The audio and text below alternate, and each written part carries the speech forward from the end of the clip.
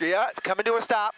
Coming to a stop, and we'll see if that driver's side door pops open. We'll see why he stopped the vehicle. Welcome to Viral Twist. This suspect thought he was unstoppable until police pulled off the perfect takedown. Get ready for a chase you won't believe. We are in the tail end of rush hour here as the driver of a stolen Nissan Murano is on the run from San Bernardino Sheriff's Department. Those are about 4 units right behind him there as he travels northbound on the 605. So this started in San Bernardino, made their way down the 10 freeway. That suspect weaving across all lanes of traffic, possibly armed, although that is unconfirmed and we do not know how many people are inside that vehicle. You just see that he is still refusing to pull over as he plays a game of cat and mouse, I should say, with these officers. CHP is monitoring this. They do have a helicopter that was overhead here, but right now it is the San Bernardino County Sheriff's Department who is the primary agency. Chased him westbound on the 10 freeway. He eventually got onto the 605 southbound,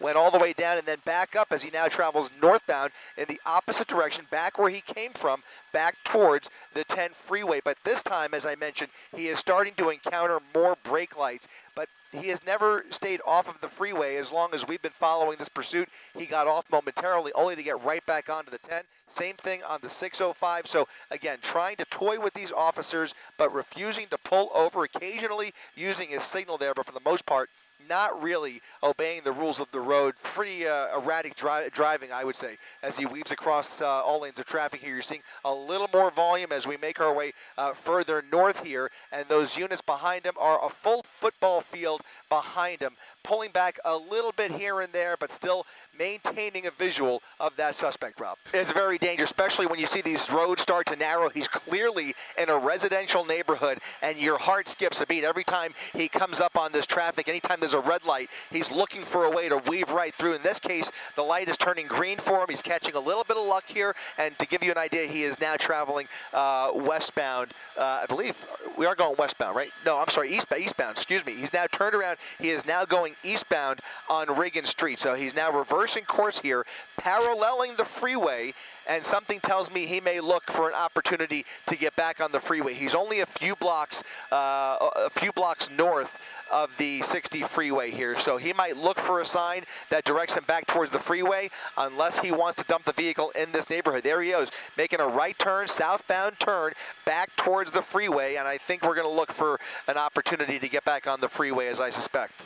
A random turn into a busy parking lot. Look at that, a jam-packed Target parking lot as he comes up into the shopping center. We don't know if he's just using it to cut through here. It looks like he might be. And now a possible confrontation here with other officers trying to triangulate with him in this parking lot. We'll see if they cut him off at the exit here, but he's speeding up at 40 miles per hour through this parking lot. Lots of cars there as he looks for an exit opportunity onto Gerhardt Avenue. Once again, we've been here before, but look at all the black and whites. Yeah, all of these black and whites from now several different agencies that are coming at him from all different angles. That's going to be enough to agitate him, put him onto the wrong side of Whittier Boulevard. Now going the wrong way on Whittier, back on the correct side of the road there, but definitely crossing over the double yellow lines for a few seconds as he felt some pressure. We're starting to see a little bit of a pattern here as he zooms right past that red light. We're seeing a lot more law enforcement in the area in front of him and behind him. And as he feels that pressure, you're seeing a slight escalation in terms of his daringness to speed through red lights and stop signs, and definitely pick up the pace a little bit, showing that he does not want to go to jail, but certainly that is probably how this is going to end up. But maybe he does know something about this neighborhood as he continues to find himself, or we continue to find ourselves here, cruising over the same exact streets repeatedly now. I see a little bit more of a pattern that we didn't see earlier. Makes you wonder why he got off the 60 freeway in this part of town and why he keeps finding himself on the same streets. If these street names here near the top of your screen, coming to a stop, and we'll see if that driver's side door pops open. We'll see why he stopped the vehicle, if he's going to run for it or start to surrender. Maybe the fuel tank is running low, but it's a good sign, to say the least, that he's now stopped. Now we'll just see if he starts to cooperate and obey the commands of California Highway Patrol, who are now stepping out of their vehicles, stepping out of their patrol cars with their guns drawn. They've got those spotlights on that driver's side of the vehicle.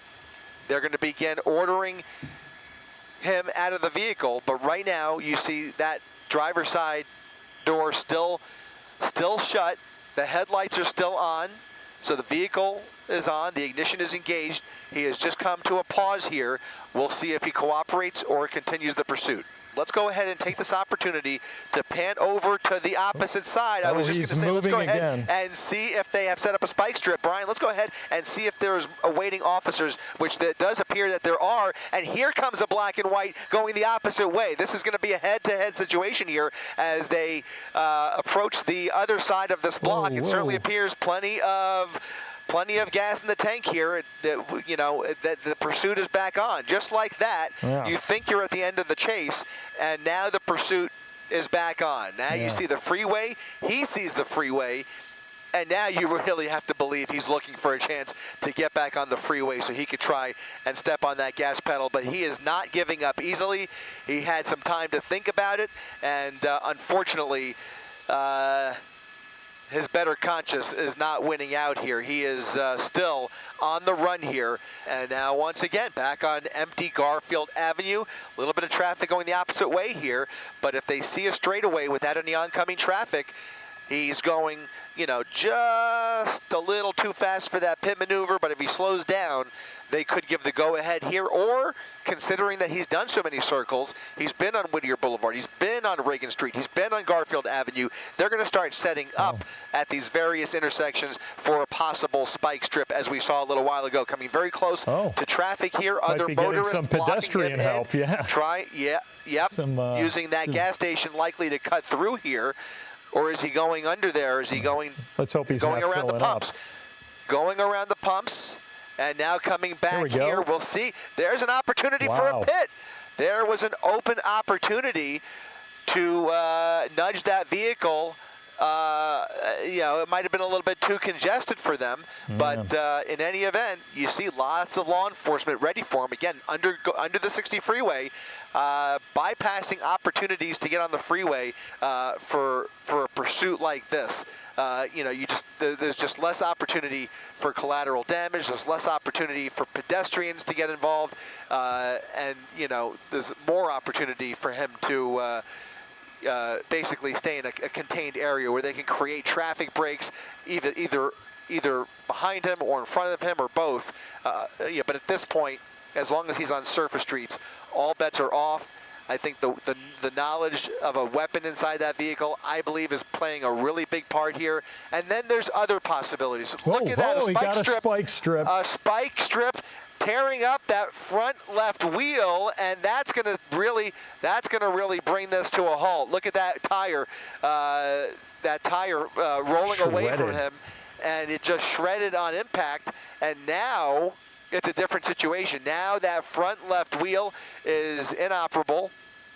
The car likely still mobile, but it has come to a stop at Garfield Avenue and Via San Clemente here in East LA, as now multiple black and whites pull up behind the termination of this pursuit. I believe probably the end of this pursuit. We will see whether he tries to gas it and get away, or whether he is now realized.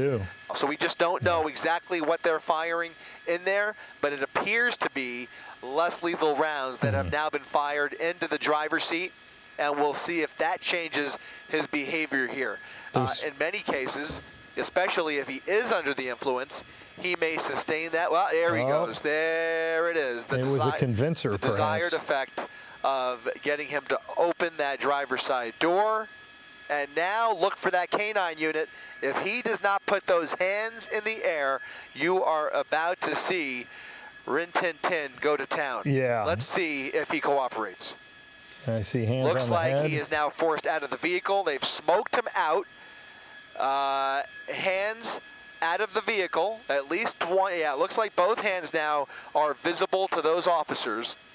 And hopefully, if it's a, Rob, can you tell, is it a male or a female? I can't It appears to be a male waving to the choppers. All right, yeah, a male suspect who is, well, he's just complying. don't have, you probably Well, are looking at a larger monitor